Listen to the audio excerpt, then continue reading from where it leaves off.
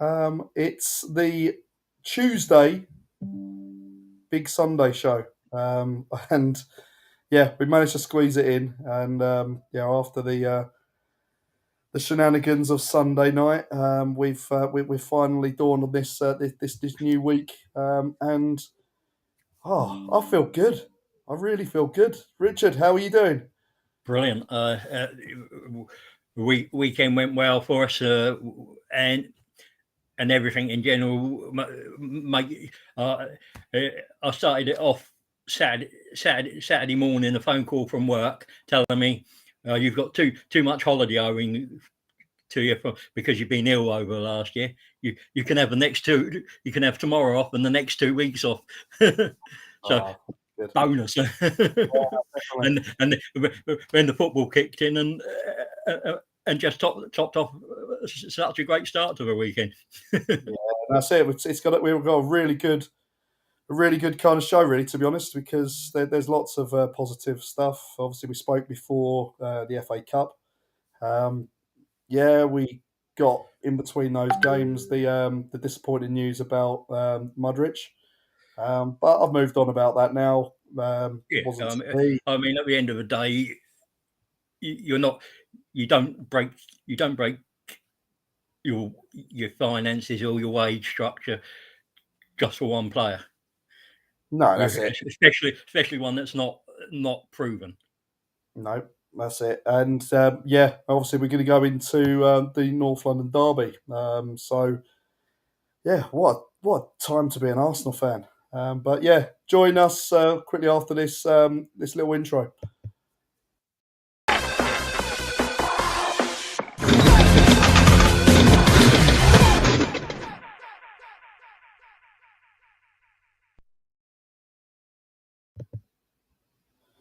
So yeah, hello Gooners.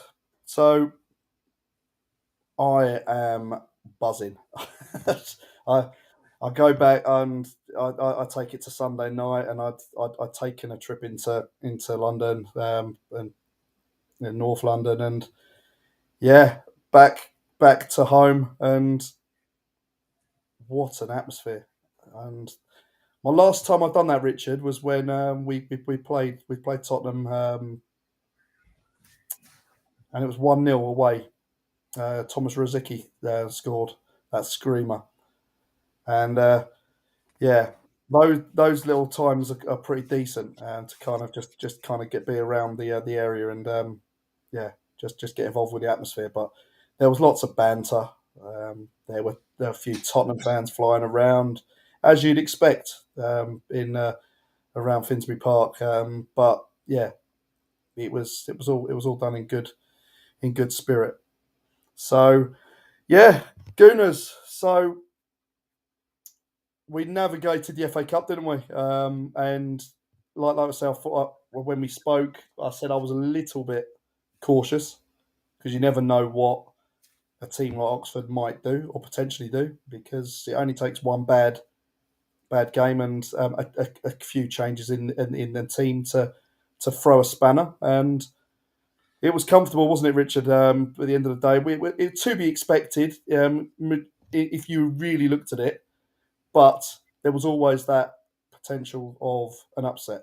But I think we Yeah, navigated it I pretty well, mean, didn't we? yeah, Yeah. I mean, I'd said before we're going 3 to 4 nil.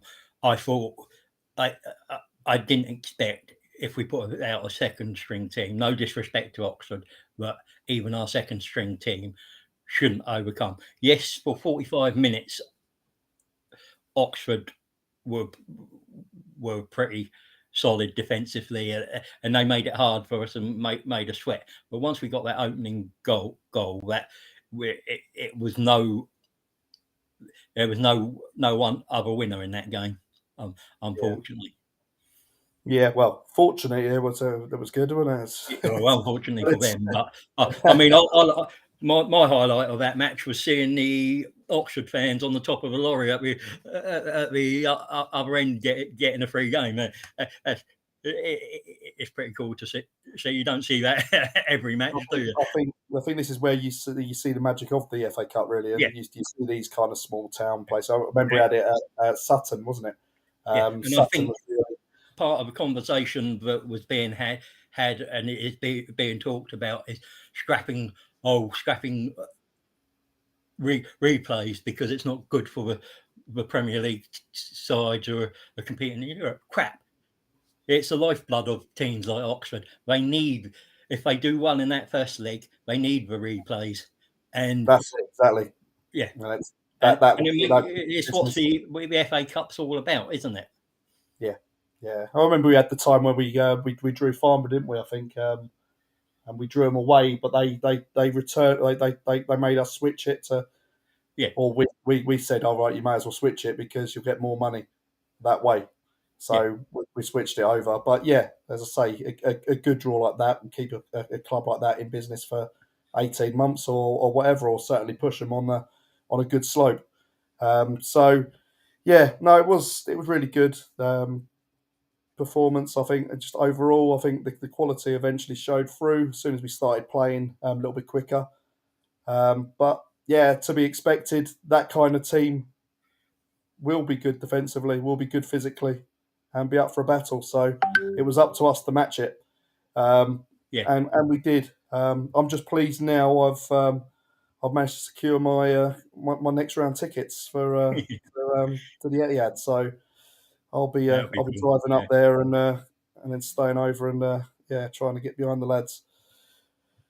So yeah, so we then go on into that next week, then we and yeah, yeah, we had some more twerks, didn't we, from Mudryk, yeah, and it was very yeah. To be honest, it's been very very weird. It's such a weird situation where you've had a player that's so openly gushing to be part of you, but then goes and um, knocks around with your neighbour. And yeah, yeah. it's I one of mean, those ones. It's let's be totally honest. He wanted to come to the Premier League, and at the yeah, time, we were the only team offering him a chance out of the Ukraine, uh, and uh, and that's a reality. yeah, that's But it. once Chelsea came in, they've reportedly given him 200 odd thousand k a week on, and the money they've given Shakhtar as well. It's something that we probably could have matched. But then if you're giving him, a player with 50 games in the Ukrainian league, 230,000 a week, what are you giving Saka and Martinelli and Saliba? And then you've got Jesus coming and Zinchenko coming and knocking on your door. It it it, it doesn't do well for the harmony of a club. Yes, we know we need another wide Uh-huh. forward in the building. That's not in debate, but we don't go stupid on it.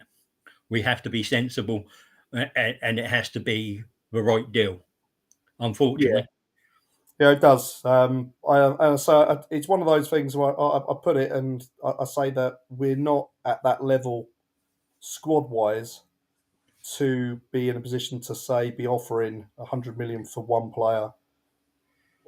Forget forget the actual wages. We're not at that level where we will actually say, yeah, okay, we can afford to go and splash that much. Have we got two in every position and we are, say, at similar kind of numbers with City or what? Well, you could put Chelsea in that bracket, but they're very, very unbalanced with what they've got. yeah, Um, if we've got those players and we've got those backups in those positions, yeah, there's always that potential to kind of go if the money is there, then you just literally go, okay, I'm gonna do something because at the end of the day, these players are on big money anyway. yeah. But Now what I our want to biggest see from Edu and the board is yeah, they've said we've got 95 million plus wages to spend this window. yeah. Go and get a couple of players. Well, this is it. I think the big thing is those three contracts, and has to be done. And I feel But yeah, I mean, if you watch the game on Sunday, after the game. Well, he was hugging Saka. Him and Saliba. Saliba sought him out and gave him a hug and that. So there's a relationship there, and they're both happy. It's just now about finding the right sums, which is fair enough. I mean, I think it's been reported that the sticking deal with Saliba is the length of contract's all right. It's just the money over that length of period isn't suitable, which is fair enough. He's going to have PSG knocking on his door. He's going to have top clubs knocking on his door. We've done the right thing. We've extended their contract, so we're not in trouble, and we've given ourselves a bit of breathing space. But I think they will get done. Yeah. It's when it happens, isn't it? But they would be the three things that would really just make me happy. And yeah, I look at those three as the main heartbeat of the squad. If one of those does disappear, then we're in trouble as a club, because the project is pretty much built on those players. In all honesty, it's three major parts, and if one of those does get caught to go somewhere else, or we don't have the right result, and I put Ashley Cole in this kind of similar scenario where you have the negotiations and they carry on, and until it's too late, and then he's offered something, which could happen. And for that to happen on any of these players that are in our squad, they'll be absolutely gutting. But we do need the two players now and get them in. Well, let's be honest. You could. Saha's is about 20 million. Thuram, 9 million, and then you could go and get a decent midfield option that could play either Xhaka or Partey role, just to give us a bit of depth there, or for 90 million plus wages quite easily. Yeah. I mean, they're not necessarily what I'm saying we want, but there are definitely quality options out there at a price we can afford, and you could get 2 or 3 of them in. Yeah, I said something about potentially just trying and testing Brighton. I'm just saying about Coutinho or McAllister. No, Trossard. I just say let's get him on loan. They want him out the door. You might have to say, right, okay, or I'll give you a little fee or whatever. But you'd have to check his temperament, wouldn't you? Because I know him and De Zerbi. Yeah, so you'd want to sound that out and make sure that, because you don't want anything upsetting the dressing room and that harmony we've got at the moment within the squad. But he hasn't had a problem before, so that's what it. That's what it kind of makes me think he may be a good little number player rather than anything. He's not someone that's probably going to be trying to take number one spot, but he's certainly going to add quality to, and he has got proven record in the Premier League. So, and the fact is, you can take Martinelli off in the Europa League game and rest him, or in an FA Cup game and rest him, and you've got a decent quality. You can put Smith Rowe on Saka's and rest him. And that gives you options. I mean, if you had if it was Saha, you can put Saha across any of the front three places, which is more ideal. So you've got an option of resting one of the three. I mean, we know that if Martinelli, Saka, or Nketiah were to go down, we've got real problems in that area of the field. Yeah. And the board know that. And what worries me is when you've got Vinay coming out and saying, we are looking and we are ready to, if there's an opportunity, but we are happy with the squad we've got. That is putting pressure on Arteta to toe the line. Arteta before that has said, we know our squad's thin and we need reinforcements. But he's not going to turn around after a window close and say, I'm not happy with the squad, because he still needs those players to play for him that don't get regular game time. Yeah, no, that's it. It's one of those. I mean, you're in this good little run, and yeah, we talk about the numbers we've got, and are they really that bad to get game time? And you're just questioning, even say like Vieira. I know he's got to have time to adapt and get a little bit more strength, but there's still a player in there that has a lot of quality, and you're thinking, yeah, he's probably going to have. He's got 10 or 15 minutes in a game to kind of bring on or whatever, just in one of those matches. So yeah, I don't know. I still think we do need a couple of players in this window just to shore it up a little bit.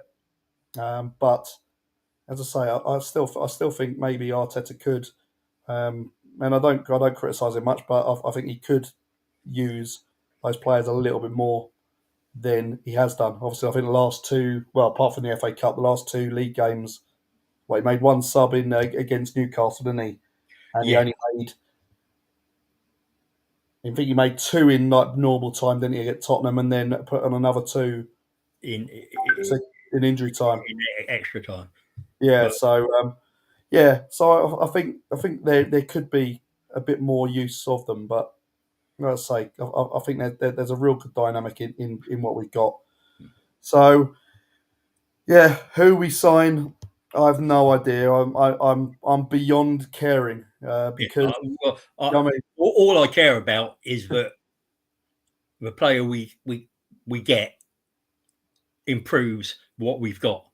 yeah, There's no point going and buying somebody that isn't as good as it has to be better than Reece Nelson. You want to be raising the bar, Yeah. You want to be so that the players we've got know that there's challenges for places. Yeah, exactly. So yeah, it's every year 400 and something players linked to Arsenal, and yeah, we just you just it's like it's worse than like a game of poker or whatever, and I mean, it's just like chucking mud and seeing what bit sticks really about all the players are there. So it's just wait until they're signed and announced. Then there's time. I always look at David Ornstein because he genuinely over the years has been the most reliable Arsenal reporter, and when he says something is done, it is invariably done. So you can always look at, there's Calcemato in the Italian papers. If it's coming from there, and Tutto Sport, Corrado de Sport is the other Italian. If they're coming from those two publications, ignore them because it's just made up. And again, Fabrizio Romano just recently, over the last 2 or 3 windows, is beginning to get a little bit more reliable. So you can start listening to things like that. But everything else I ignore because there's no, I don't trust the sources. Yeah. So, and otherwise you'll go, you when you link to this player and that, and it doesn't happen, you're going to get pissed off, and it's not worth it. Just let the club do what they do, because in the past couple windows they've earned that bit of trust. See if they can deliver, and if they don't deliver in January, then's the time to really start making that noise again and say, come on, this isn't good enough. Because let's be honest, we're in a situation at the moment where we have an opportunity that is there to be grasped with both hands, because strengthening I believe, guarantee pretty much makes the title very, very difficult to be anyone else's than ours. I just want to ask you something. The title, is it in Arsenal's hands, or is that a little bit too forward thinking? No, if there's a long way to go, but we have a destiny of the title in our hands. We if you've got injuries that may or may not happen, suspensions that may or may not happen. So you don't. There are variables you can't account for. But what we do know is we're short in the forward line. We know that if Partey gets injured, the only reality is El Neni. So if you don't cover those positions, do something around the midfield and those positions, that's criminal. Even if you get one wide player in and a midfielder in, and just of a certain quality, and you have a couple extra bodies, so you've got 18 quality players instead of 15, 16, and you can get through to Jesus coming back sometime in March, and having a better squad. If you don't do that, it would be criminal. And if it was to happen, then Nketiah went down, Partey went down, and that leaves our season in disappointment. It's not on, is it?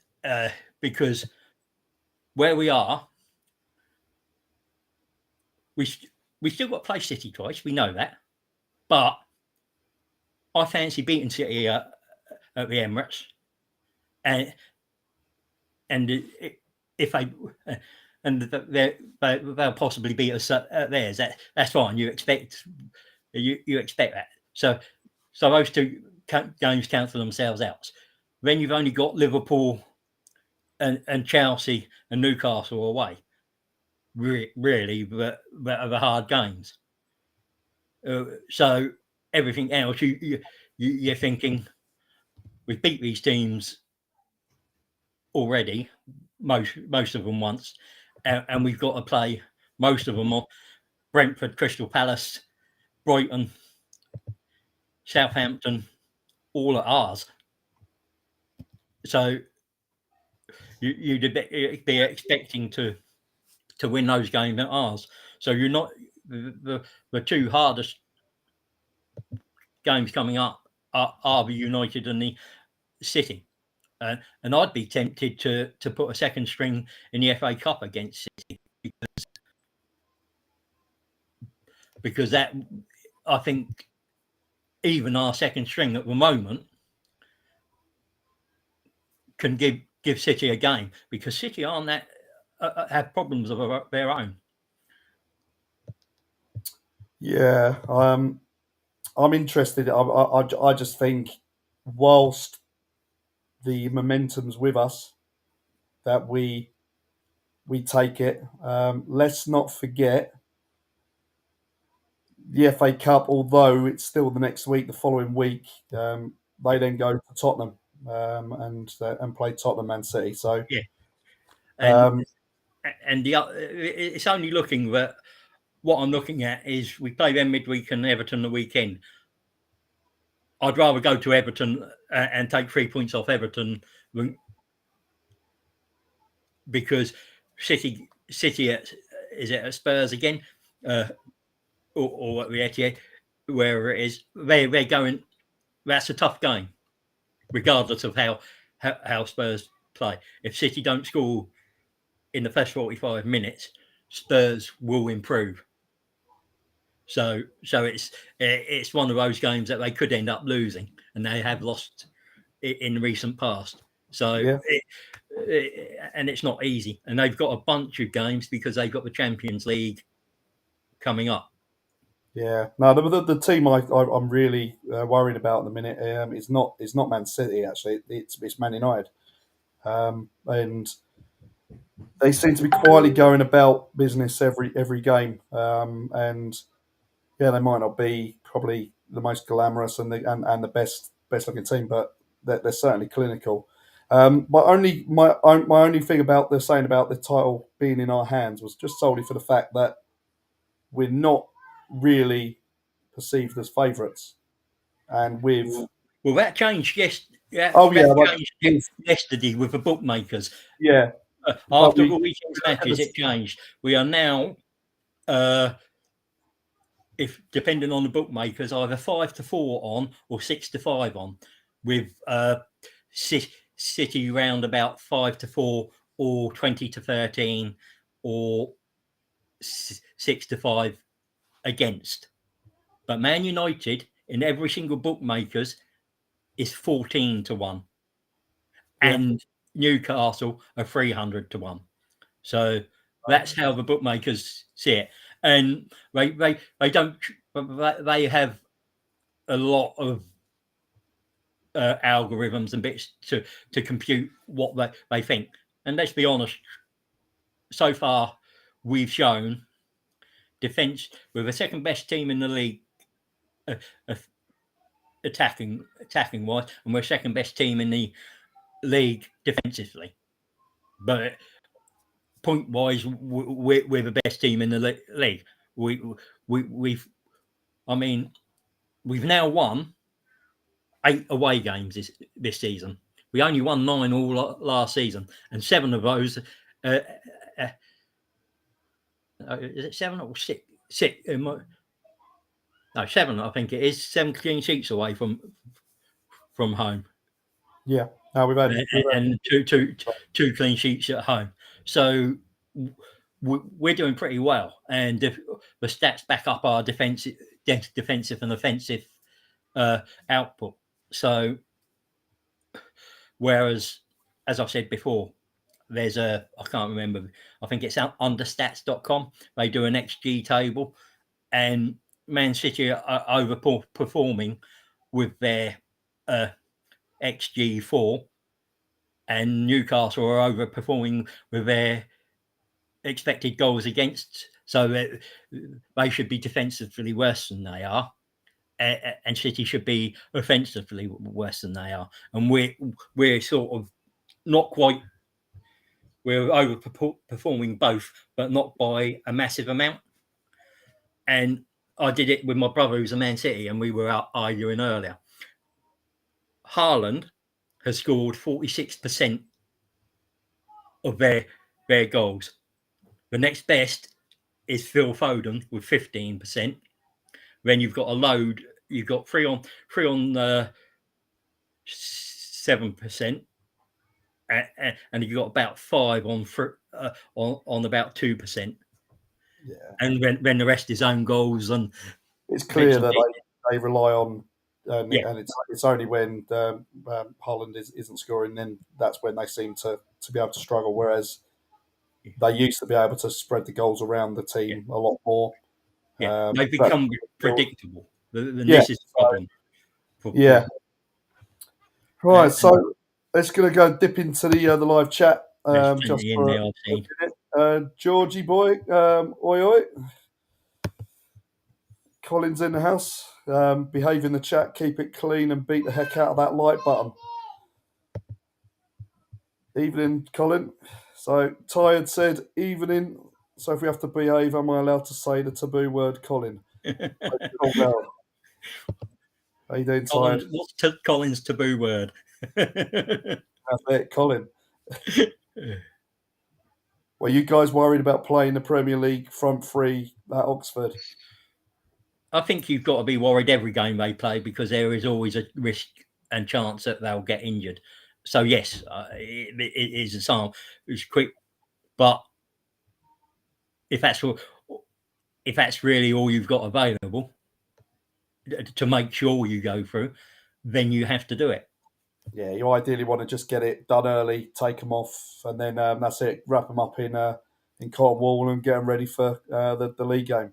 So yeah, there is always that worry. But as I say, it is a contact sport, and yeah, they've got to play and show what they can do. But yeah, that quality was well deserved that win.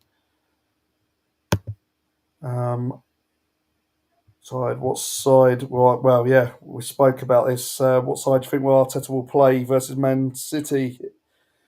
I I think would it should. like, Well, let's be honest. Whatever side he plays will show what he thinks about the quality of the squad and the depth of the squad, and what is his priority this season. Because can we go in 3 competitions deep? Do we have a squad for that at this moment in time? That's the questions. And I think if he plays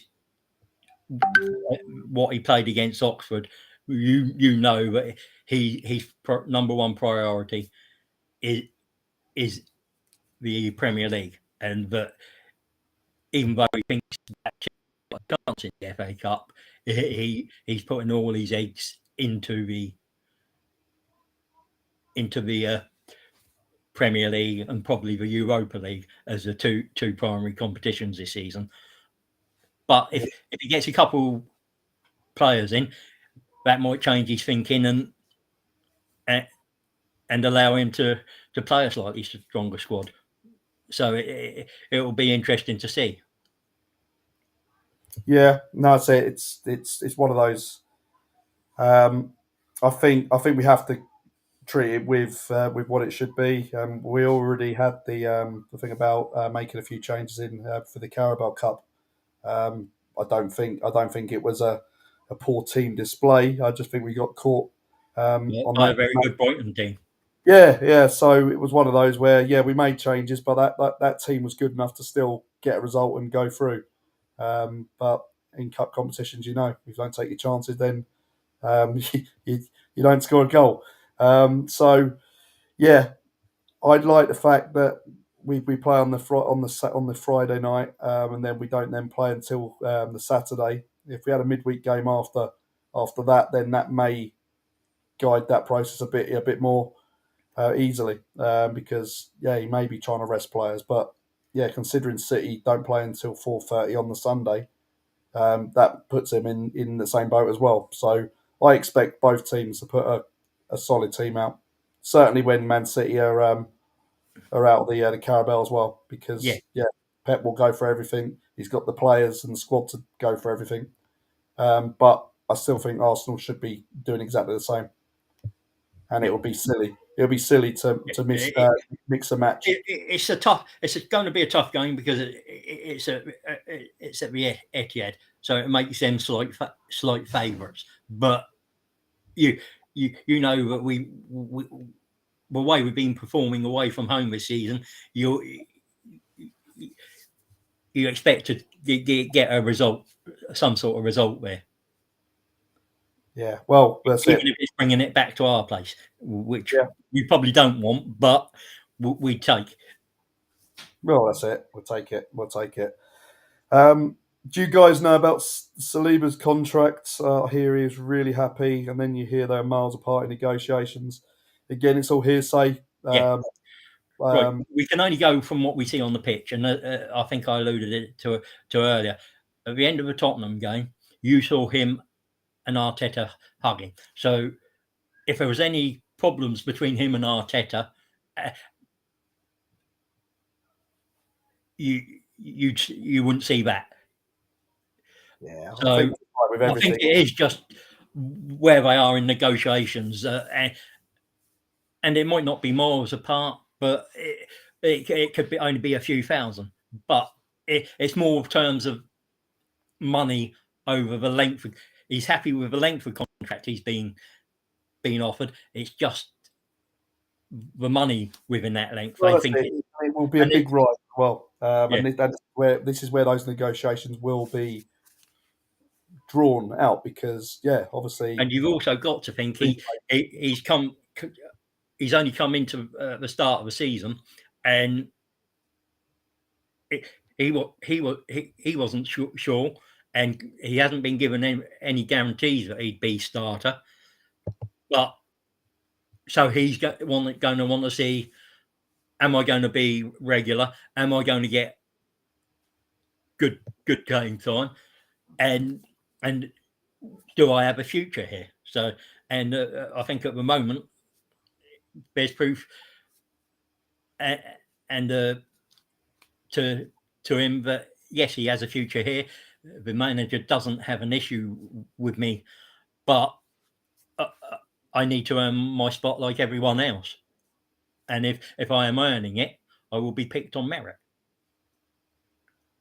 Yeah, no, definitely, definitely. Yeah, Collins mentioned. Yeah, I'm buzzing too, but reality is we have a great starting 11 plus 3 quality subs. This has to change for us to maintain, especially getting another proper quality box to box CM to rotate Party and Jacka. This is why I say about the title being in our hands. I still can't get the whole thing that say 2-3 injury, even if we make a couple of signings, and those signings don't gel in and they don't work the same way as what our first team do and the chemistry that they've built. You know what I mean? City that they have players coming out their ears and they all kind of play the same way. See, I'm I you see, when I look at it, I say brilliant first 11. Then you've got Tomiyasu, you've got Tierney, you've got Emil Smith Rowe. Then you've got if you were including Jesus and that stuff, you've got Vieira. If I haven't already said him, Yeah, yeah. So Tomiyasu, Tierney, Smith Rowe, Vieira, Nketiah, El Neni. So we got 17. But if you get injuries to any of those, then you're relying on lesser players like Lokonga to come in. And we are short. I don't disagree with you there, Colin. And we do need to make those thing. But I believe we've got a good 16. It's just that you couldn't make wholesale changes. You could add one or two of them into the first 11 and be all right. But if you were to change 4 or 5, then there'd be a struggle. Because you're taking out too many of the starting 11. So that's where we would struggle if you had to replace Xhaka, Partey, let's say Martinelli. That's a drop off that we might not be able to cope with. We don't know, but we're assuming that's a drop off we couldn't cope with. That Arteta couldn't get a team to get through a match against the better sides. But hopefully that won't happen. But we can't rely on ifs and buts and maybes. We have to prepare for the worst possible outcome that would happen. that's right, exactly, and yeah, it is a good comment at the end of the day because yeah, we do need to add to the mix. There's no question there, and I yeah, think two minimum. 3 is the ideal. 3 would be the perfect number, but I think we could get away with 2. tell you what, one permanent signing and maybe 2 loan signings. Yeah, Tell you what, yeah. I'd have Go all that. out for Savic, and then try and get two wide players on loan. Yeah, that would be not nice. And there's got to be quality players out there you could loan and that need game time, even if it's not in this league.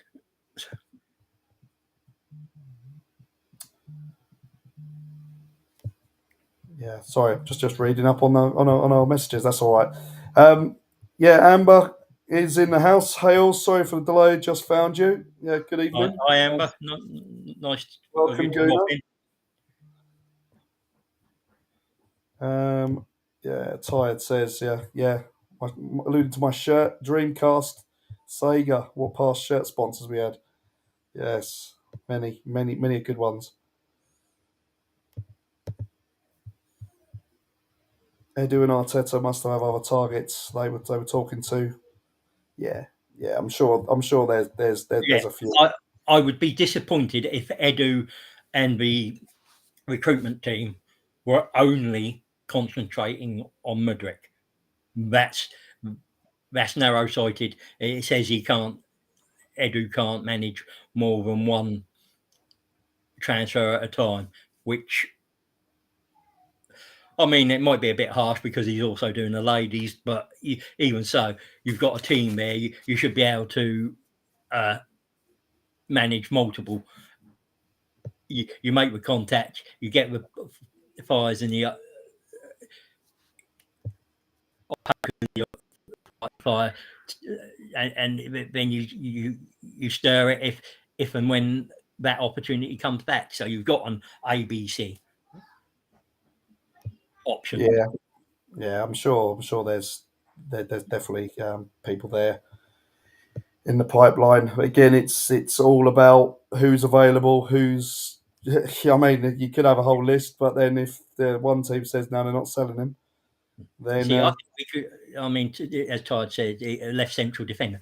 I think we can wait till the summer for a left-sided central defender because we've got Tommy Asu who can play there. We've got Saliba who can move across, and so we've got, and even Tierney can play there and has played there. So we've got options there, not necessarily ideal options, but there's enough there to give us cover. Yeah, no, I'd say that there's priorities, and yeah, And I think that centre defensive midfielder and a forward that can play across the front three, it is probably the two priorities. And if you're being greedy, you'd want two forwards in there that can play across the front three. So you've got backup two or three quality options in every position. Because of course players can get out of form as well. So you'd like to be able to say, well, if you're not doing it and you're not doing it over 2 or 3 games, then there's somebody who can actually step in and push you and make sure that's that competition, isn't it? That's what we're aiming to do across the whole kind of squad. We're not there yet by any stretch, but that's what we want to do. If someone does drop the ball a little bit, and those performances are, and let's be perfectly honest. Arteta's come in and he's worked from the back to the front. He sorted our defence out and got us there, and he neglected the attack until he got the midfield and that defence and midfield area in an okay position, and then he's gone on to the forward positions. So ideally we'd have liked it all done in one hit, but we know how this club operate.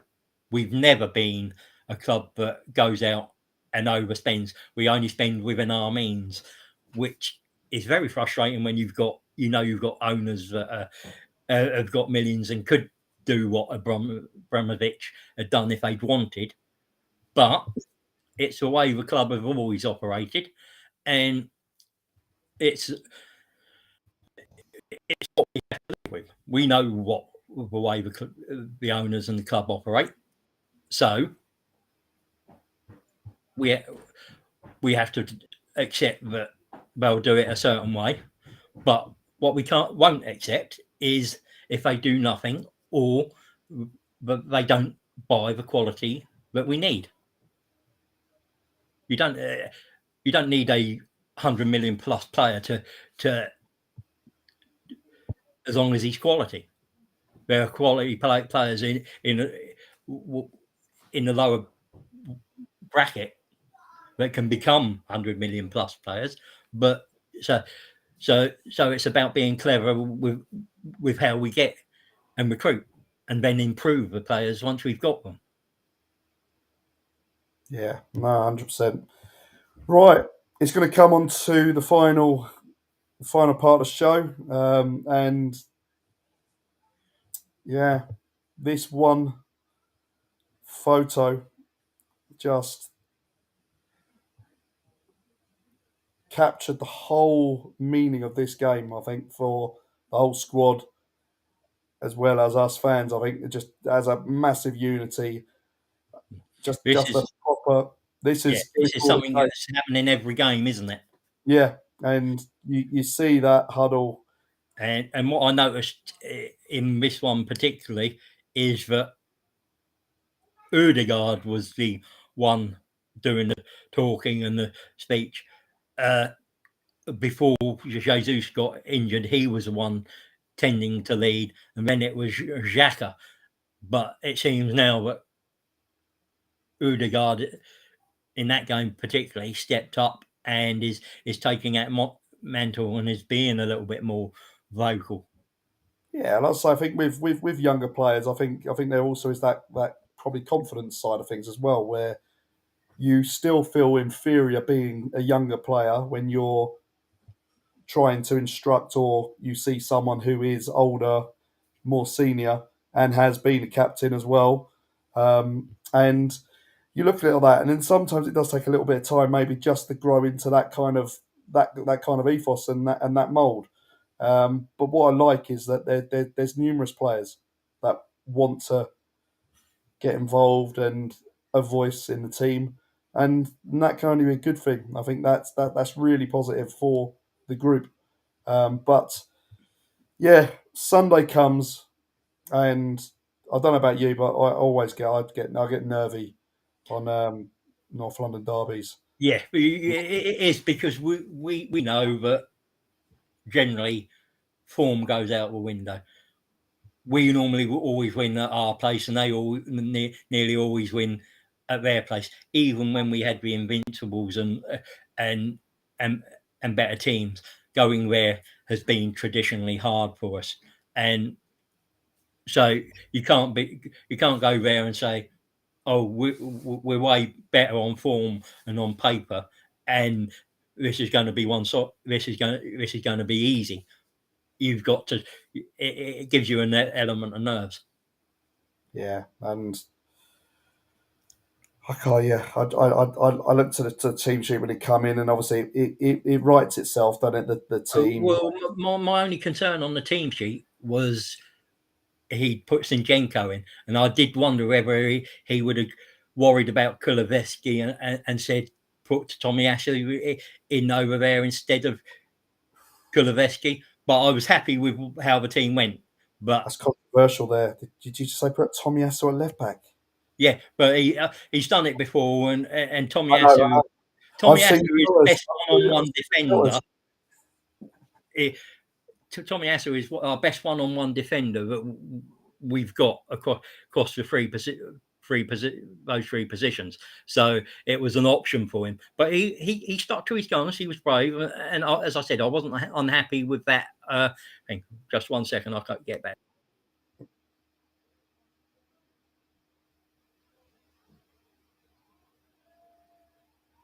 Yeah, sorry, just a wife. But yeah, no, you saw at the start of the game where we took control early, and you saw Zinchenko About playing. 6 minutes onwards, wasn't it? Yeah, You saw him playing I very. think for the first 6 minutes they tried us, didn't they? Yeah. Yeah, but From what he was I saw, I playing don't. great, wasn't he? You were at the game, weren't you? You were No, actually at the game. no, I watched. I was watching Oh, from a pub in North London. No, I weren't lucky enough to get the tickets, but he yeah. was an Well, orthodox left back at the start, and you yeah, saw that. And it weren't until Tottenham started getting a little bit of the ball, and they started just get making themselves a little bit more dangerous, and we suddenly saw Zinchenko then take that kind of inverted into midfield kind of position, and he just mopped up everything and just looked phenomenal. I thought just the way he was with Partey, just immense. yeah. I felt for the first 6 minutes they pressed us and they actually looked like they were up for it, but once we got the ball, our foot on the ball, and we passed around them, we made them go back into their shell and be a little bit more passive, which worked into our favour. Yeah, yeah. I think it was just more that kind of once we got past their midfield and we played balls into the channel, Martinelli, Saka, and Saka was really good just with the way he would just kind of always peel inside, always giving him an option, and yeah, it just made it good because when Tottenham then broke, then there was always a player to kind of step in. Gabriel had an amazing game where he just stepped in to win the ball, certainly in that second half. And just, I think, just all round, I think, when I was talking about man of the matches as well, and I just suddenly thought, how can you pick a man of the match? Yeah, Because, there wasn't. I don't think there was a player there under 7, and I want to highlight and Nketiah. He missed his 3 golden chances, but he was at right. He made a tackle at right back at one yeah, stage and won the ball back. He was doubling up on Kuleveski at one stage and trying to stop him and making tackles in the left back as well. So he was all over the pitch. So yeah, it was probably a little disappointing he didn't finish the third. I think that was probably his best chance, the one from the Xhaka through ball, and a heavy touch meant he didn't get the best angle to put that away. yeah, But but it's I wouldn't, I wouldn't class him as, he got all 3 shots on target, and keeper makes the save. Could he have done better with any of the 3? Possibly, but it's you if he wasn't getting chances and he wasn't doing anything else, I'd be a little bit more concerned with him. But yeah. even he had a 7, even though he missed those 3 chances because of the rest of everything else he did in the game. So, and that's why I was highlighting him. And to be honest, you could have picked any player on that field as man of the match. Saliba did well. Ben White had an outstanding game. Gabriel, Zinchenko, Ramsdale, Partey. I mean, he was one of those players you probably didn't. He was quietly effective, not one you notice.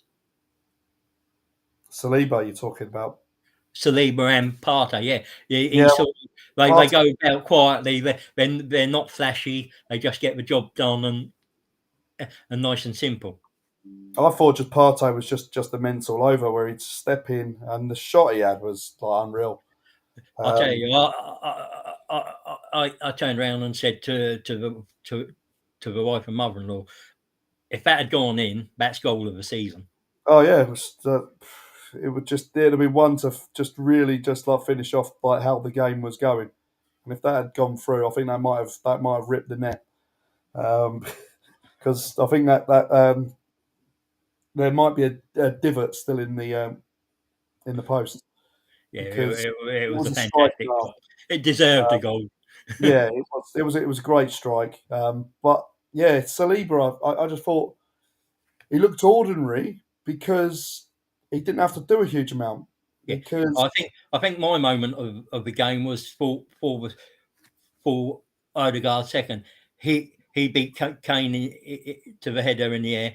It drops to Partey, and Partey plays it through the 3 Spurs midfielders close to him, to yeah, Saka, who then drifts inside and passes it to Odegaard, who finishes it.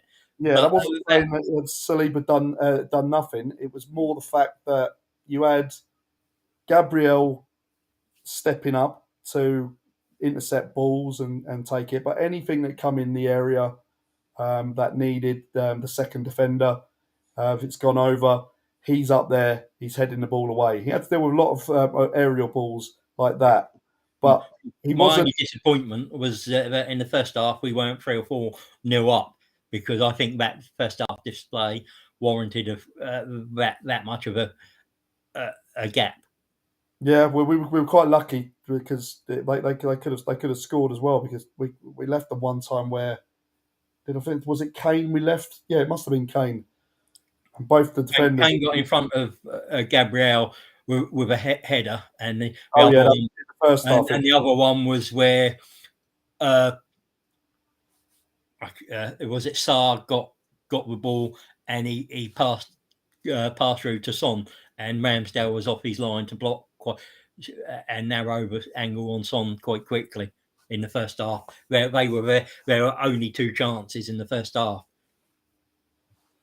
Yeah, but no, it was just real nice, and we knew in second half Tottenham wouldn't have Yeah. been allowed to play the way they did in that Well, first they half. normally play better in the second half. Yeah, That's how they've done and there the were majority of the glimpses, weren't season. there?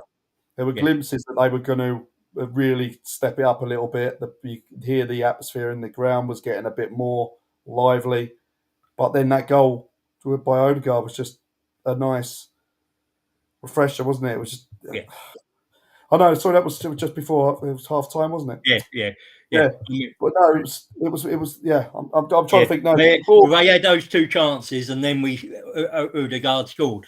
But that's the, yeah, I'm thinking ahead. it settled the nerves going into the second half, and Yeah, we knew what the second half was going to be back. We didn't have to go and score another. What we had to do is play with a maturity and a game management, which sometimes has been levelled at this team, that they don't have great game management. But they managed that game very well. You're not going to limit a team like Spurs at home to no shots. They're going to get chances. no, Then, that's it. so all you have to do is make sure that you defend well, and that your keeper, when called upon, does what he's supposed to do: make saves. Yeah, as I say, I looked at that second half performance, and I want to watch the game back. I still haven't had a chance. I think that might be my plan for tomorrow night, being away. I've watched it. I've watched it twice fully, and then I've watched all three highlight reels as well. I should remember it because I was jumping around in the pub and I was making sure that I didn't spill one drop of my pint. So yeah, so it was all right. It was good, but yeah, Yeah. that second half we just had to contain them and we had to try and stop the I spaces. think the only time I was nervous in the second half was that there was a period from a corner where we tedded the ball up, and it was sort of ping pong in the box with headers and bits, and that was the only time Yeah, it was a bit skitty. But again, we rode that and grew in back into the game, and it got to about 60 minutes, and I thought, they're not scoring today. We've got I this, think and the game's won. Richard. I got to 60 minutes. I'm thinking, God, is there still half hour left? So yeah, so I looked at it and I said, yeah, you do look at it like that, and you think, well, yeah, everyone. And I said, this is complete performance.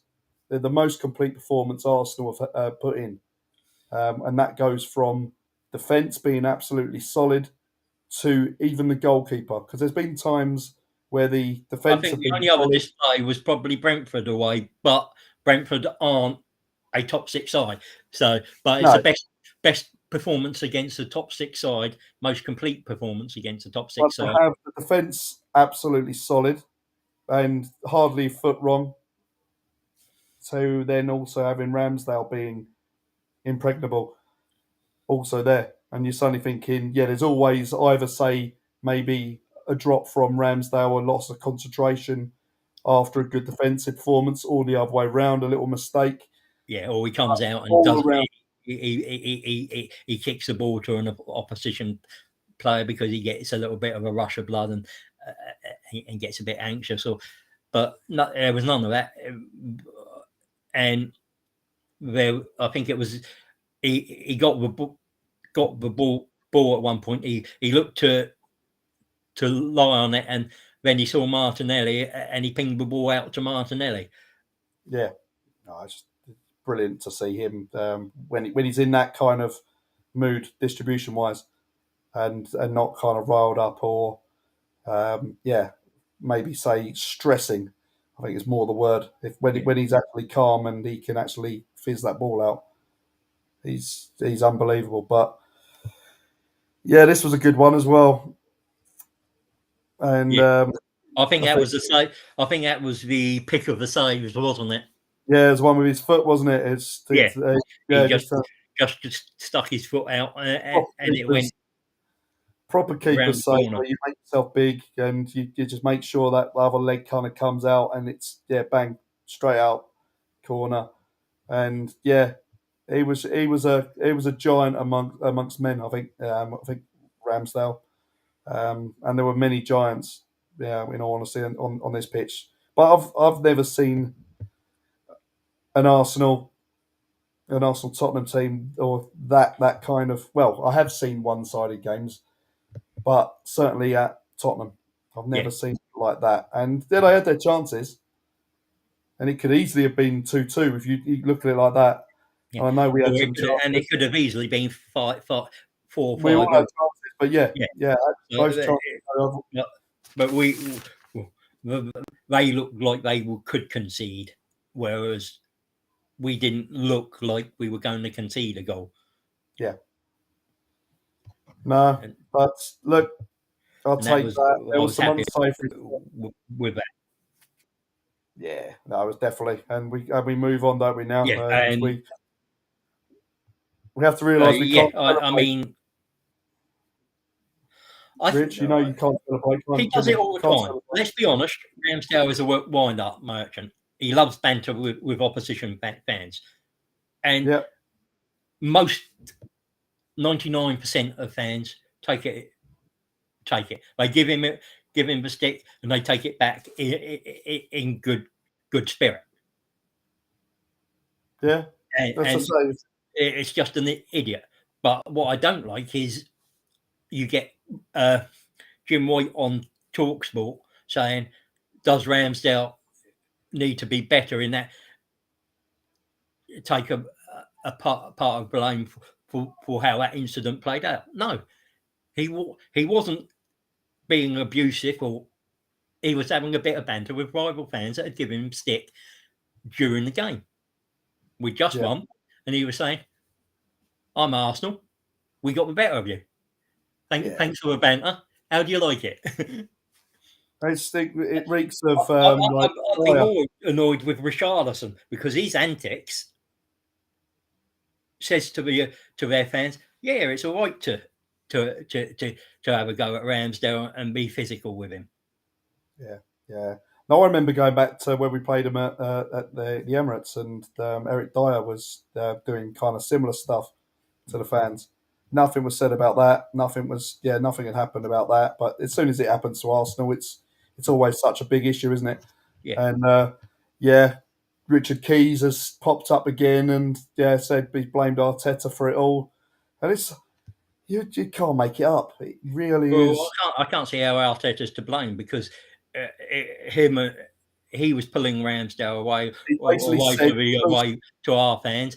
He then went and got Xhaka when Xhaka was going to go back in and have a rumble. He pulled him back towards our fans. Said the way because Arteta jumps up and down and waves his arm up and down on the sideline, it riles up all the away fans and that's it, and the players, and they get annoyed, and stuff like this happens. But you don't see Jurgen Klopp, you don't see Pep Guardiola doing exactly the same or similar. Even Antonio Conte, that's the serial moaner. You know what I mean? Just who says about Arteta as if like he's a saint. That's coming from a match fixer, a convicted match fixer. So you look at it like that, and it's one of those. Anything to do with Arsenal, it's such big issue. Anyone else, it's all right. Just carry on. But yeah, gonna wrap it up. There were lots of the talking points and some of the stuff. Yeah, I would say if that was Xhaka that was doing it, what Richarlison done, then I think the ref probably would have sent him off or whatever. And I think my highlight of the show, it was you seeing Martinelli at the end hanging the flag on the cam wires. Yeah, no, that was really funny. But yeah, no, it's what memories are made Yeah, with those derbies and those iconic moments. The Thierry Henry knee slide.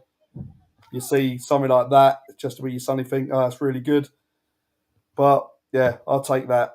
3 points at the I don't know, is it the Armitage Shanks Bowl? Is it? yeah. Yeah, yeah. It's That's our not the first lane. win there. It's not called the So lane anymore, is it? yeah, no, we'll go for the Armitage Shanks Bowl, and yeah, our first win there. So yeah, pleased about that. But I think it sort of shows we're a different team now. I yeah, mean, we've got backbone and mentality, and we're up for a fight. We will do hard and dirty work when we need to now. yeah, no, that's it. It's yeah.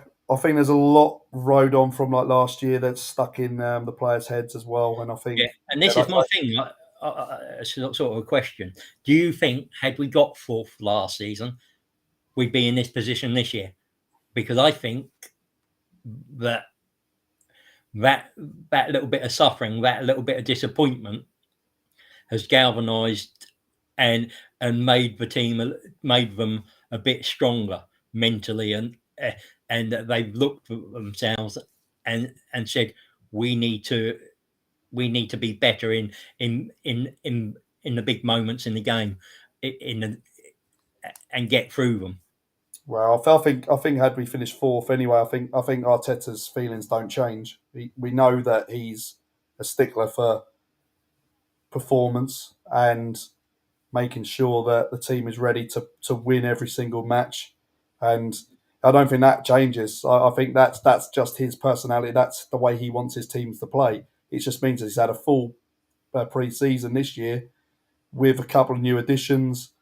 And as you said earlier, and it's something that I'd said like last season, where we've strengthened all the units in the squad, but we hadn't done anything with attack. And yeah, we got Jesus in, which was the first one in that. And you look at it, it's yeah. I don't think it would have changed. Yes, maybe in these individual games, and I know there was a lot of needle in that Newcastle game at home because I think the players felt would say embarrassed.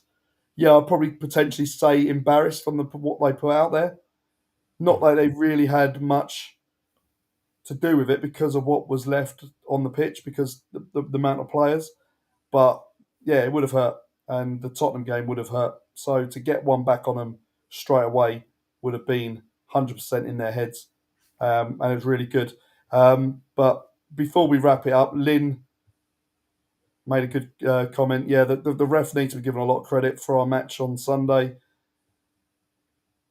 We've not taken in by the fall. Oh yeah, they. Oh my god, Hoiberg was absolutely ridiculous. He Yeah, just he just felt the contact of Saliba and just dropped to the floor. yeah, yeah. But he did. There was He did quite a bit of confusion on that, wasn't there, as well? yeah. Because the commentators weren't sure if he'd blown for a penalty or if it was No, of half course, time. Or straight up. Oh god, that's a penalty. That's a penalty. yeah, If it's Arsenal, yeah, it'll be it's got to be a penalty. I'm surprised it was not overturned. But yeah, no, I thought ref was good yeah. because What I liked is that there were a couple early challenges were sort of you could give yellows for, but yeah, being a derby, he thought if I do it, then I'm going to have to keep doing it, and then the game gets out of control. I'll let them go. I'll have a word and let the game flow. And he did. He did. who's their defender? The oh god, what's the who's the Colombian one?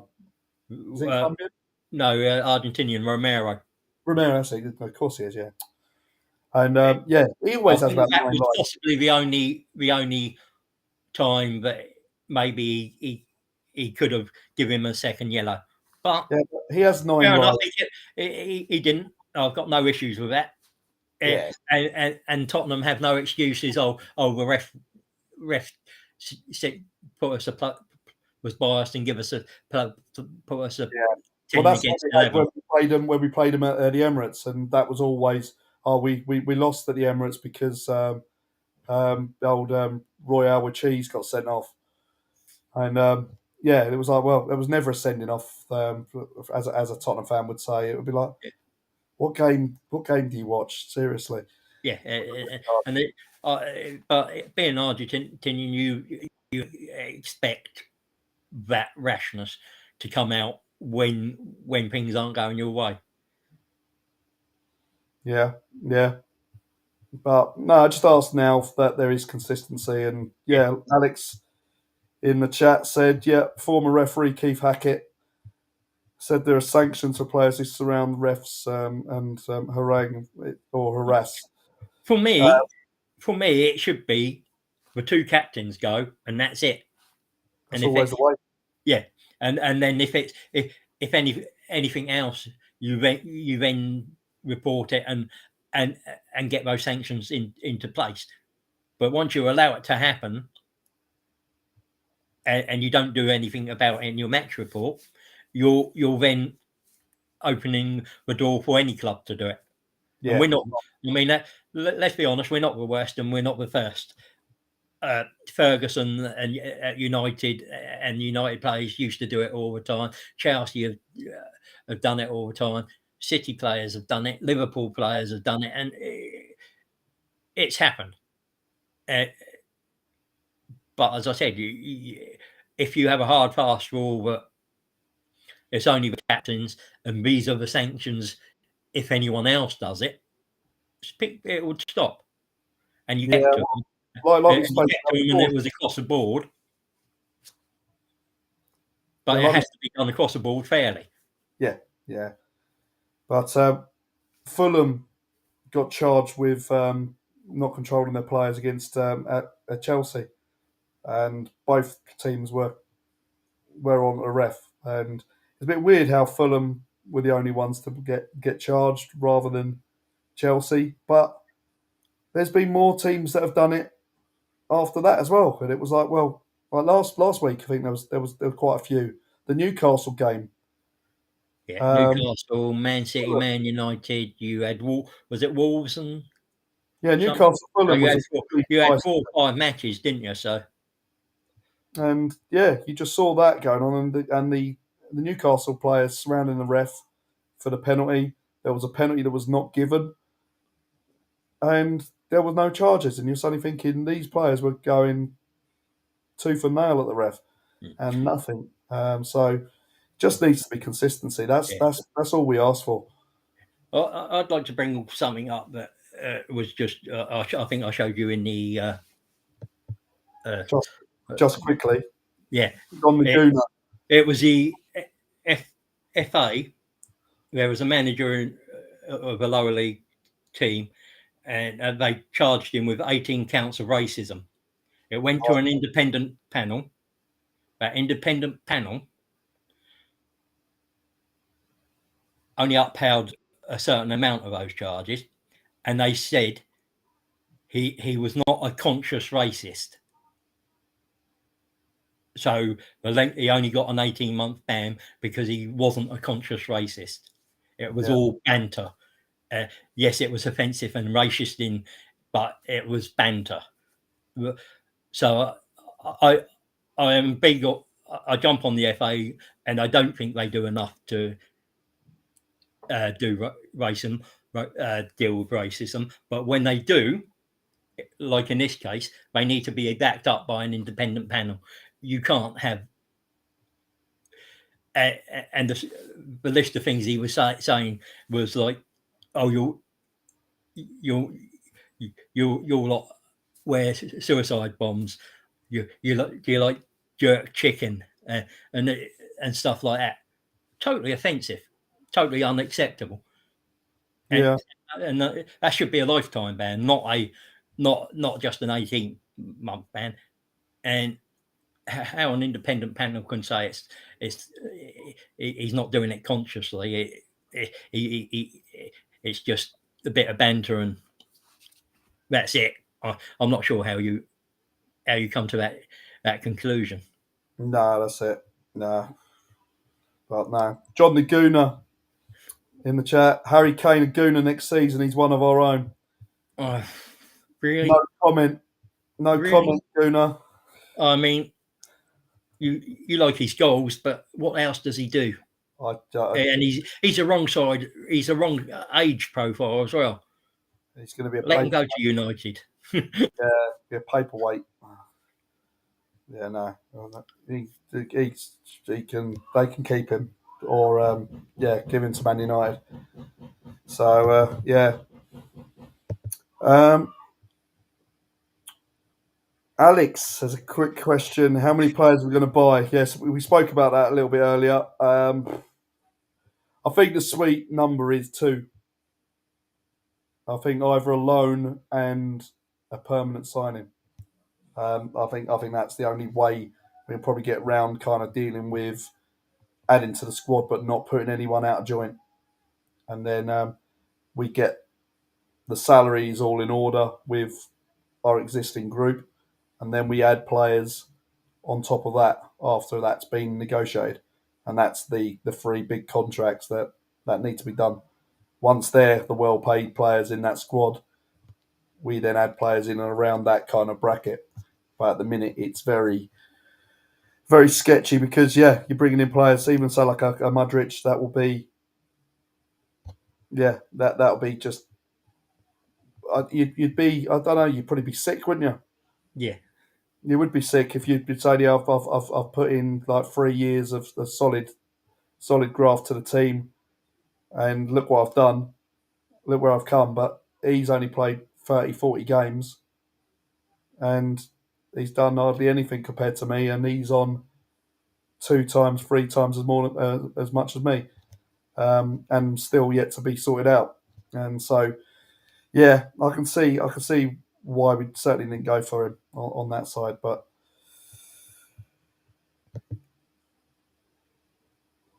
And then, how much of Pepe's transfer affected Edu's decision not to go and buy Mudryk?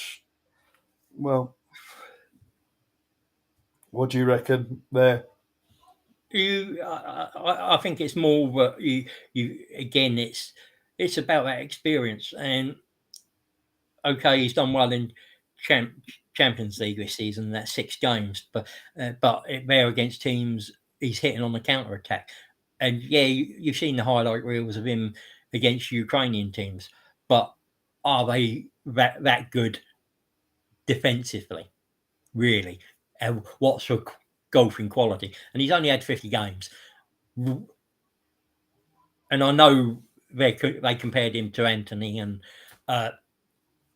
Jack Grealish, but Anthony was playing for Ajax in one of the top leagues, and Jack Grealish had over 270 games for Aston Villa before he joined City, and the comparison is ludicrous. This is a young man starting on his footballing journey, had very little real footballing experience, and yes, he's got great potential, but he's not an 80, 90 million pound player, and you can't go to war with Chelsea.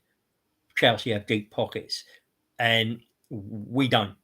Our owner isn't going to go in and put it out of his own pockets. He might guarantee something, and he might move a few loans around and reschedule and get creative with the financing, but he won't go into his pocket. And you could say, "Oh yeah, go to your summer transfer and use that." But what does that do to our summer plans? No, and you do look at it and you think, you don't want to be burnt again, and for that price, he may come in and He may come he good, might but not. he may not. But again, he might go to Chelsea, but then not really live up to the hype. He may go and just suddenly just step in and actually And do I something. think it's telling that Graham Potter said I don't know about this transfer. We've got 30 players in our squad, and we've got 12 forwards. So, yeah, okay, some of them are injured, but once they're back, what do I do? Yeah. Yeah. You're paying somebody silly money to sit at home watching football. It's not saying you got some guy that's basically playing Football Manager, and the lack of balance in the squad. When everyone is fit and healthy in that squad, there's going to be a massive coal going on. And you look at even like Sterling and everything like that, and you suddenly think all these players that are all in there, and all these players vying Sterling, for Havertz, it's mental. And you look Aubameyang, well, yeah, he's yeah, okay. Pulisic, Ziyech. Just yeah, how many positions can you fill every week? And if they don't get Champions League, then there's going to be a lot of unhappy players there, I think, Yeah, and there's going to be a lot of changing around. yeah, Um, I believe so too. yeah, yeah, but look, I'd rather us be in our position than be something like that I'd again. rather need the extra players and be able to go out and get them, and have just have too many, and then have to deal with squad harmony. Well, I'd take an Arsenal, how we've been run and how we've tried to do business, over a Chelsea that are now repeating a cycle of 16, 17 years ago. Is it that long? Yeah, 17 years ago, When or 18 years ago when Abramovich came in. Abramovich first came in, yeah, And he made all the signings where we'd go in for, say, Sean Wright Phillips at 17 million. He comes in at 23 or 24 million. Straight up, we'll pay it, done. And he kept on doing it to all these other players and just blew everyone out the water. And this Bowley is doing exactly the same. But there's no except rhyme in it. At yeah. least with at least with Mourinho, he assembled a team that was balanced, and he bought what was needed. Yeah, he paid big money, but every position that guy needed, it was bought. Now the I system think knows no plan. I think Bowley has now stepped down and they have got a recruitment team in place now, but it was still it has been a scattergun approach to the uh, transfer window. It and they must have spent nearly 400 million. Uh, It's crazy. it was 420 odd million on transfer this season. That's $500 million in transfers in one window. I'd love to know how they're getting around it, financial fair play and bits like Well, that. that's the thing. It's what they've done. Obviously, with this contract, 7.5 years or eight and a half years with the additional year, it means they can basically divvy up the transfer fee and the wages, and then basically whatever that comes to every year, that's what they spent. So it worked out, if he was getting 200 grand a week, it would have worked out. I think Chelsea would have spent 25 million pound a year.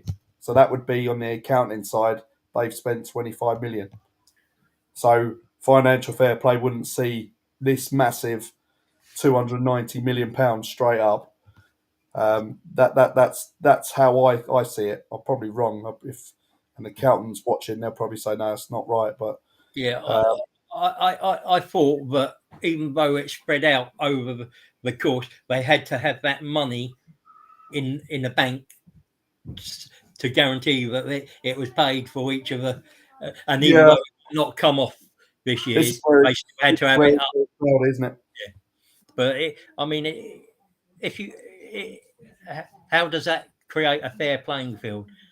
Because Southampton can't do that, Brentford can't do that. There aren't many teams that can compete with that sort of spending power. I think you can only spend up to 70 million of your revenue. Yeah, And they'd be interested to see what their revenue actually is. Hence why we've been thinking that we're going to be struggling because of obviously not being in Europe and then having the losses.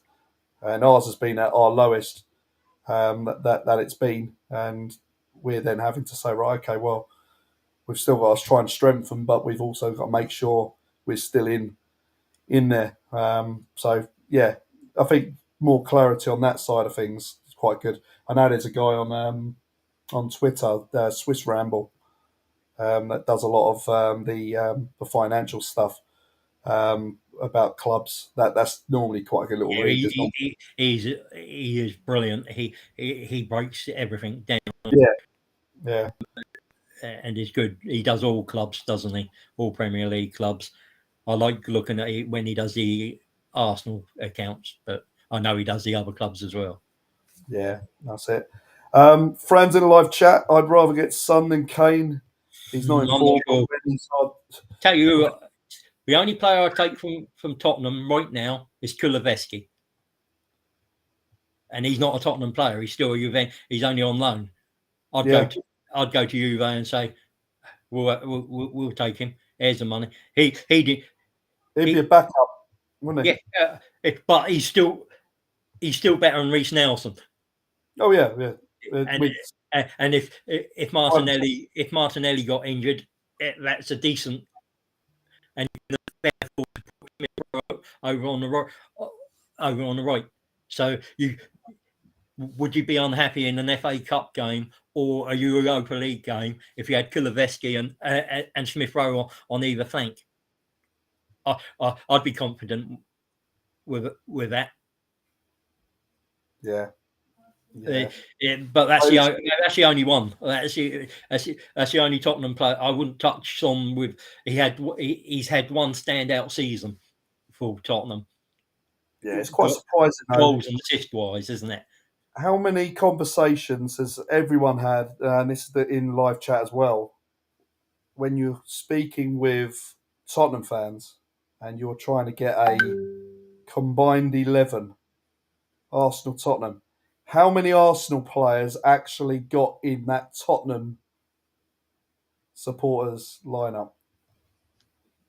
Yeah, it'd be interesting. No, but how many? I'll say mine in a minute. But how many do you reckon? I can't see.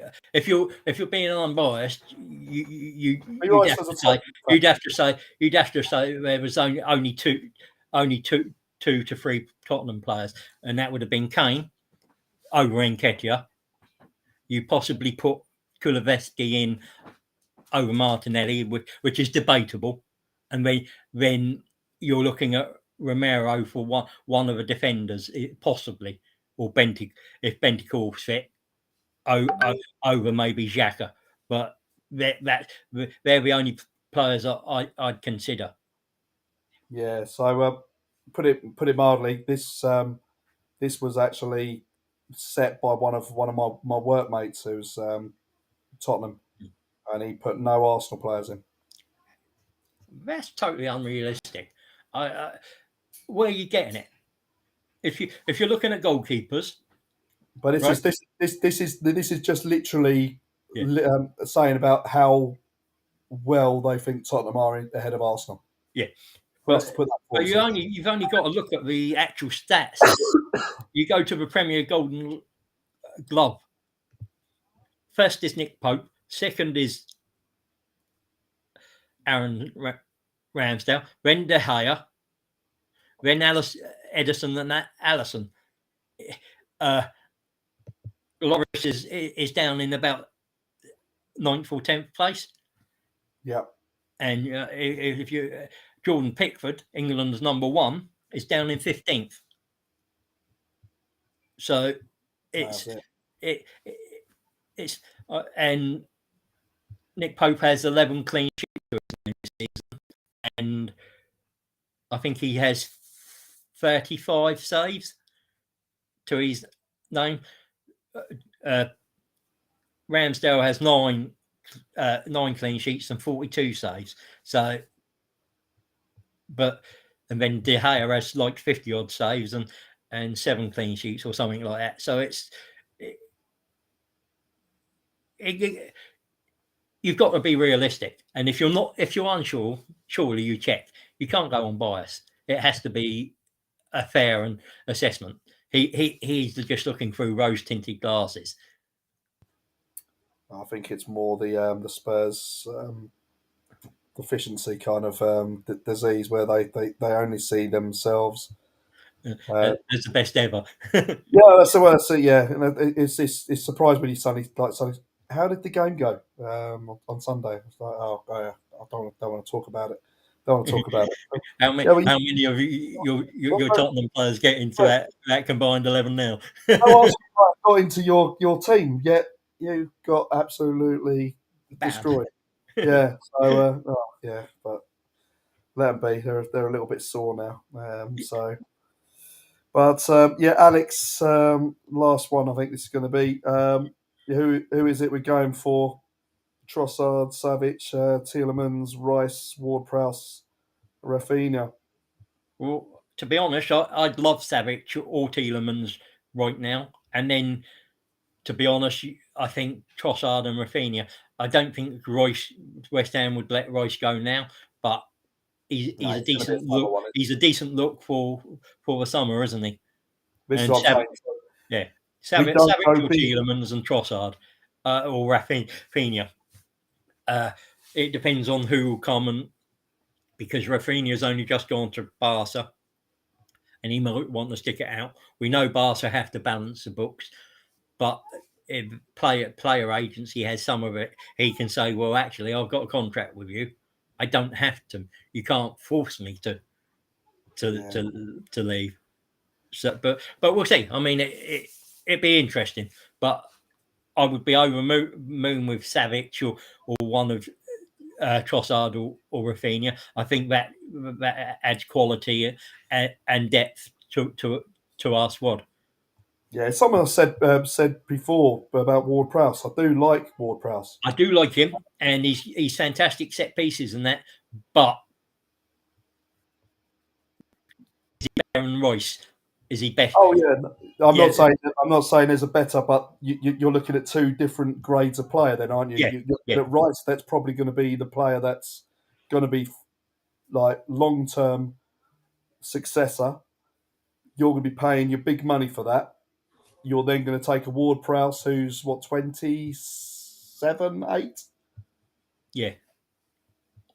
I Round think about, yeah.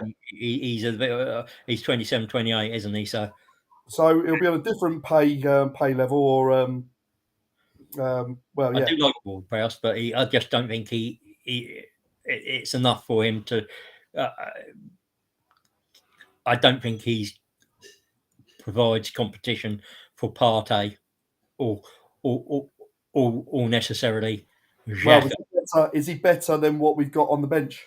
Yeah, is he better than Elneny? Elneny is solid. He's not spectacular, but he's dependable and reliable. But And again, I think almost is a different player as well from there. But if you're yeah, talking about another player to sit on the bench or come on for 20 minutes, you imagine having a free kick with Ward-Prowse over it. We saw it last week, didn't we? yeah, He's popped up and scored 2 goals for Southampton. An interesting player to have on the bench and come on. And you're suddenly thinking, yeah, you're giving a little bit of rotation. And yeah, I imagine if someone come in for him, potentially it might be a decent fee, but I wouldn't. Yeah, it wouldn't be my number one player. I said if Trossard was available, we could potentially get him on a loan. That might be a better way to guard ourselves than go in for him fully. yeah. But Again, and I mean Tielemans' price has to be dropping now. He's in these final 6 months, or do we wait until till the summer? But again, yeah, he would be direct competition for Xhaka, but I prefer Savage. I think he's an all round better player, but he would be the one that would cost a bit to get now. yeah, I think whatever you or whoever you buy in January, it's going to cost more than what you would expect to pay in January. So as say, if you need to get players over the line mid-season, you're going to have to pay a bit more for. So yeah, as much as we want players, they have to be the right players, but they also have to be on the right terms as well. Because yeah, we don't want to be just chucking money away when not really needed. But yeah, ideally a loan and a permanent signing, and if that opportunity comes up and that player's available, and get it done. probably a loan with an option to buy Yeah, rather yeah, than an obligation. An option it gives you a little bit more leeway, doesn't it? yeah. But look, we're only fans. We don't make these decisions. So No, I'm now going to reside to just kind of not really wanting to worry about the transfer just window. I'm just sit back, relax, and see just what waiting happens. to be announced. The Sky Sports little push notification on the phone to say Arsenal have signed someone, and then we'll be over the moon and getting ready for seeing him in the next game. So, but yeah, please drop us a like on Cannafodder TV and also at in the North Bank. It's been good in the chat again. I know it's obviously a different day, and yeah, Yeah, it thank has you been very much. really good. We Lots can't of do good. this without you. Yeah, so keep it going. And is there going to be one Sunday? Same thing, isn't it? Yeah, Man United, Man United. and just one thing. It's the first time since Arsene Wenger and Alex Ferguson that an Arsenal Man United team or a game has featured two relevant teams, and this game is going to be huge. So Well, Sunday, if they beat Palace midweek, they come to us with a 6 point gap, yeah, and that could, if they beat us, that can narrow to three. yes, However, we have a game in hand. We'll have a game in hand on them. So if we beat them, we we we keep it at six, but we have that game in hand, and our game in hand is Everton, because that one has still to be decided when that's going to be fitted in. yeah. No, it'll be a tough game, and yeah, just hope they start like they have done before. And if we start like we did to get Old Trafford and play the football that we did, then I think we'll be all right. But And I picked that up what 2 or 3 weeks ago. The independent panel that reviews VAR decisions, that first goal we scored, yep, one of 48 they actually got wrong yeah, in the first 14 games of the season. always Arsenal, always Arsenal. Well, there were other ones, but yeah, I mean, it was one of the ones that were errors by VAR. So Yeah, but look, we got Man United on Sunday at the Emirates. We've got Anthony Taylor as and you, referee, who is I from did do Manchester. my research, right? Yeah, Anthony Taylor has a 48% bias towards home teams. yeah, okay. So he favours the home team. Well, we'll see. We'll Yeah, see. well, that's all. In the big decisions and cards, he favours the home team over the away team, and uh, the most surprising was Mike Dean.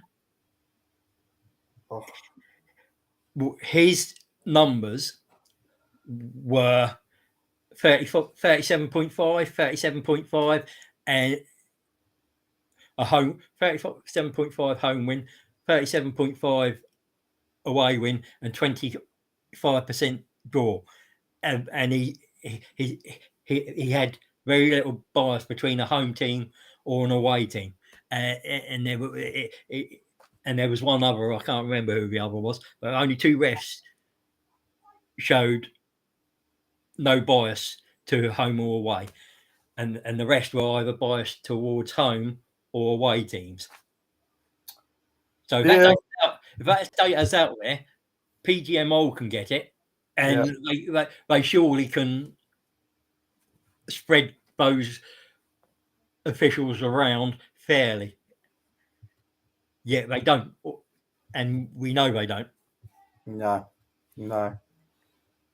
But we'll worry about it on Sunday. Let's enjoy the rest of the week. Fran said we should have made an offer for Danilo. Forest got him for 18 million. We obviously weren't convinced by him, because I think if we were seriously convinced by him, we would have gone in. We had to look at him. We had to look at him in the summer because of Alnenian parties, but I don't think they were convinced long term. Yeah, the proof being the pudding. We'd have made him ours already. Yeah, proof of being the pudding. And I'm not. There's no pun there with rice. Getting it's no pudding rice. Getting rice in the summer won't help us win the league this year. No, it won't. But we also have to consider next year as well. Well, yeah, we think we go if we're going into the Champions League, we need that player to kind of step in and play the Arsenal way, the Arteta way. Then he'll be that player.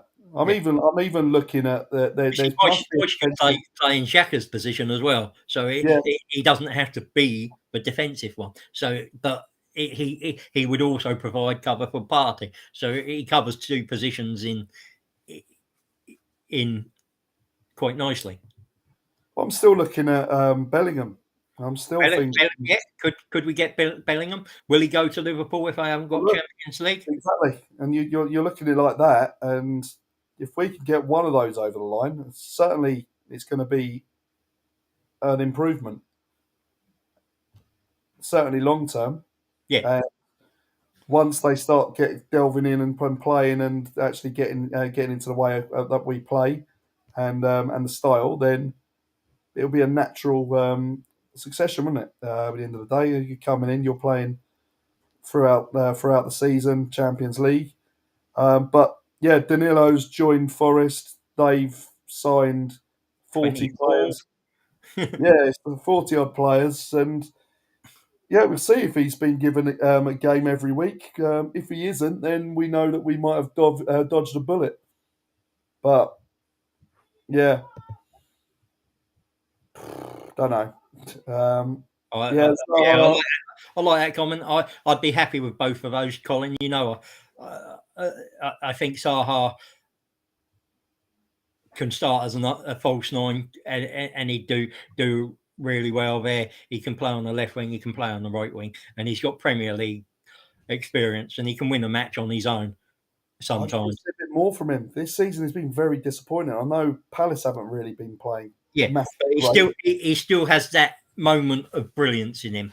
That odd, that one where he can create a goal for himself out of nothing, and that's maybe that brilliance also is then tarnished with, I think, a poor attitude as well.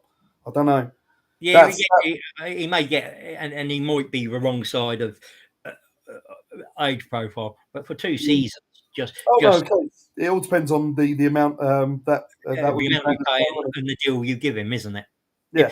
If it's a decent deal, and you can go over and get Savic as well, I'd be up for that.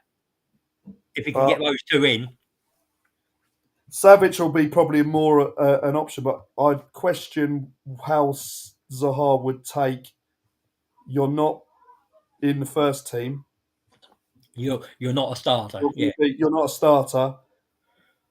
How he deals with that, and you say only takes. Yeah, you don't know, but it'll be. I mean, my question is, would you put him in the head of Nketiah? That's where you. That's the thing, because that's a position he would probably have most luck at getting getting in straight into the team straight away. I don't think he helps Martinelli or Saka straight away, but I think he would challenge Nketiah for that starting spot. Yeah, But it's a tough one. Everyone has to earn their colours, don't they? Yeah, no, it's always going to be tough because you never know until look. We've obviously seen it with Thierry Henry and not being a striker, and then the Wenger goes and puts him there. Obviously, Zaha's on the other side of things on that side, so he's not suddenly going to turn into a player that he wasn't, but he's more suited to be wider and then cutting in as opposed to. He has played up front when needed. He's done it, but it's not necessarily his best position. But the fact that he can play there it is a bonus. But yeah, that's going to be the price of what it's going to be for those two. I think what we've kind of been quoted that we'd be paying for that Mudryk. In all honesty, I'd be happy if you spent 82 on that, 80 to 90 million on those two. As I said, that's where we're at. I'd rather us be spending, say, on 2 or 3 players for that amount than us spending on one player just 100 million because we're not at that 2 for every position. So just like Collins just put here, yeah, competitive squad, Richard. That's there's quality depth. Yeah, and you get no arguments off me. We need a competitive squad, but that's got the depth and quality. And at the moment, we know. You say we have 11 to 14 players. I say we have 15 to 16. But we still know we're at least 6 players, if not more, away from having a 22 like City do. So, and that's where we need to get if we want to go challenge for 4 trophies a season. Yeah, and it looks like Cedric's off, isn't he? So he's off. I'm not concerned about that. He was a stopgap, and he's done well enough in the time he's been here. But you've got White, you've got Tomiyasu, and then next season Norton Coffey comes back if he's proved himself as a fair choice, and that's what we want. We want, and he maybe get a few games in League Cup, and you start to get that first team experience alongside some of the first teamers, and start building that ability to get into the team. Yeah, no, definitely. I haven't included El Neni in that. Mine was Nketiah, Hayes, Smith Rowe, Vieira. Who else was there in that? There was 2 others in there, but Tomiyasu and Tierney. That was my 5 on top of the first 11, and that's 16.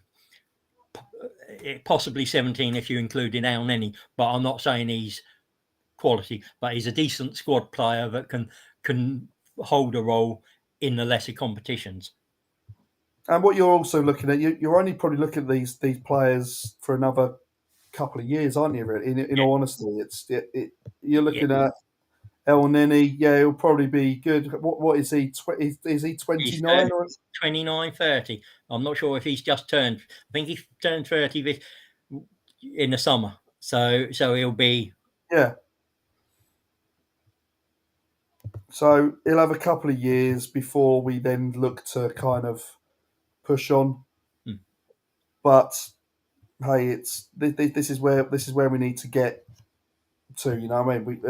We're looking to approach and get players that are going to be pushing El Neni, but then elevating further. Yeah, that's what we kind of be looking at. Yeah. But players that are obviously still at a higher level than even. You do need one or two El Neni types in the squad. Oh, you always need.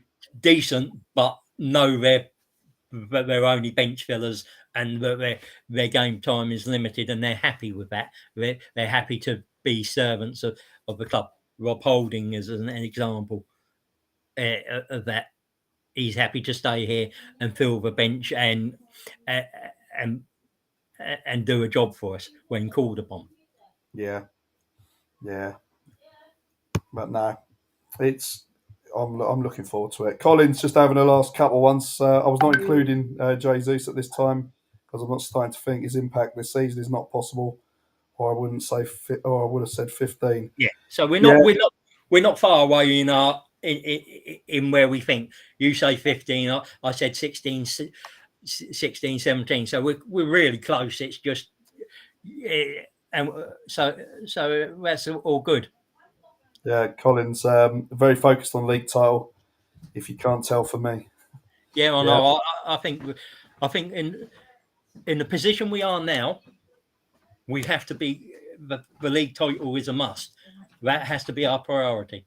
And if we don't do something to go and give Arteta and the team the best possibility to bring it home, then that's criminal.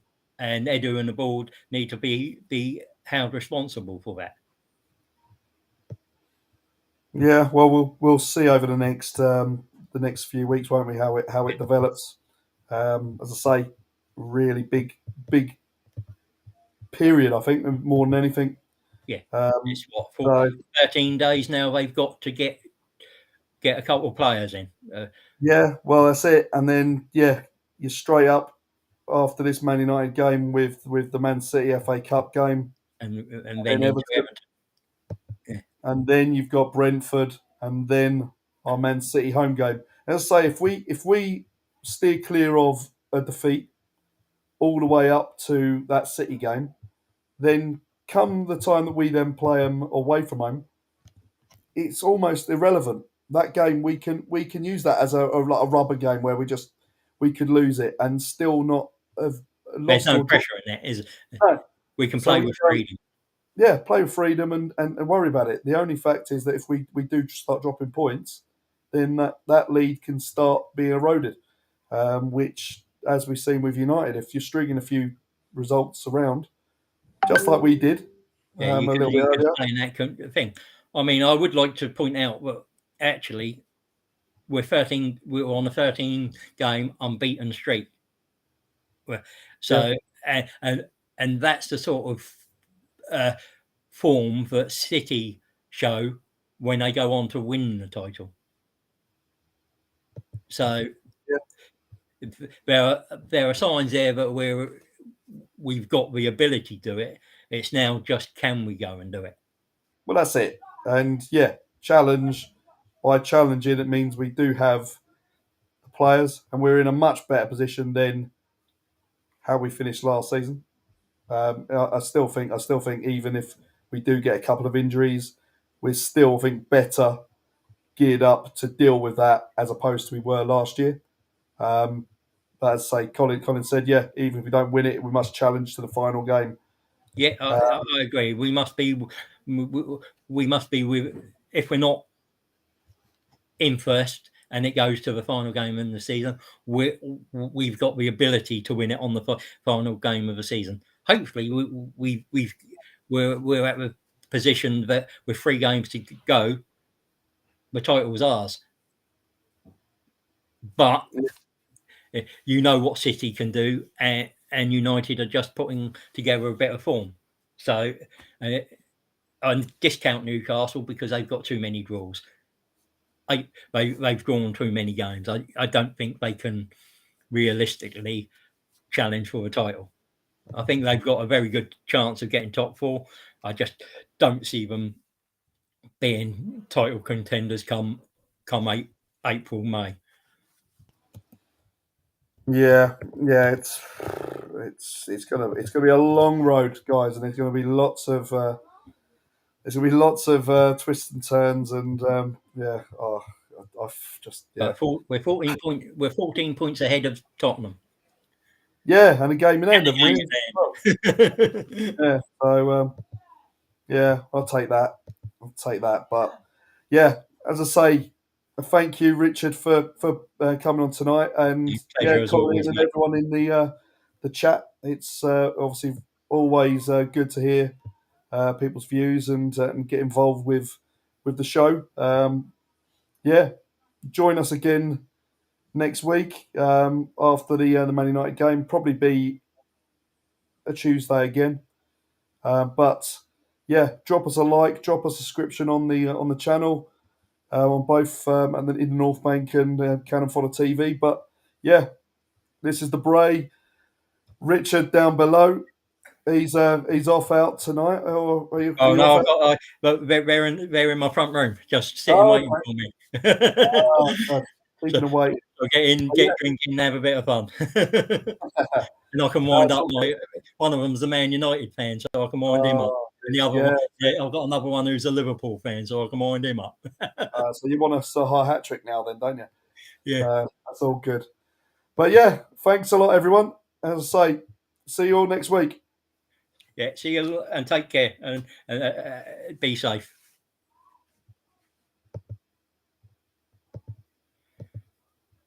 Come on, the Arsenal. Yeah, looking forward to it.